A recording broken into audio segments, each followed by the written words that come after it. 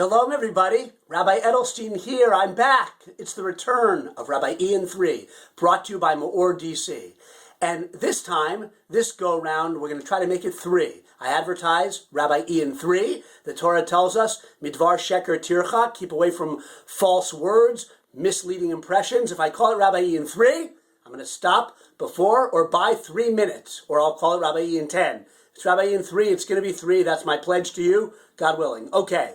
Also, today is a little bit strange. I'm recording from my phone. So if I look closer, that's my phone. We hope to have technical difficulties sorted out later on soon to be back to computer and more normal filming. In any case, hello. This week's Torah portion, Yisro, the revelation at Mount Sinai. Ooh, there's a lot to talk about. But I have a question for you and me.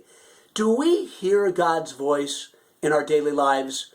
We who believe in God, and I'm not judging you if you don't, but we who believe in God, what kind of God do we believe in? A God who's actively involved in our lives and through the events and occurrences of our lives is giving us opportunities specifically to us to grow from? Do we look at life that way? I'm not sure, but it's very important that we do, according to the Torah. In this week's Torah portion, before God ever speaks to the Jewish people at Mount Sinai, he tells Moshe Rabbeinu, speak to the Jewish people and say the following to them. If you will hearken to my voice and keep my covenant, then you will surely be to me a special people, a chosen people, ...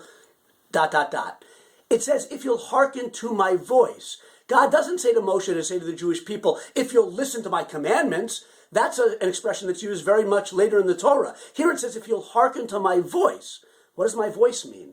The great Slonim Rebbe, Nesivo Shalom, in his commentary, Nesivo Shalom, says, my voice here means if you'll discern in the events of your life that I, God, am speaking with you. In other words, a prerequisite of getting the Torah, of being truly a Jewish person internally, is to be someone who sees and hears in the events of their lives God communicating with them, and realizes and believes that Hashem is a God who does communicate with us through the events and occurrences of our lives. It doesn't mean if I stub my toe, I should agonize, oh no, did I do something wrong? Is God punishing me? We can't interpret things that way. But everything that happens to us, including a stubbed toe or a yarmulke falling off my head, we should realize is an opportunity sent to us by Hashem in order to grow, tailor-made, designed for us, everything in our lives. That's hearing the voice of Hashem. That's a prerequisite to truly internally being a Jew. Have a wonderful Shabbos, and it's great to be back.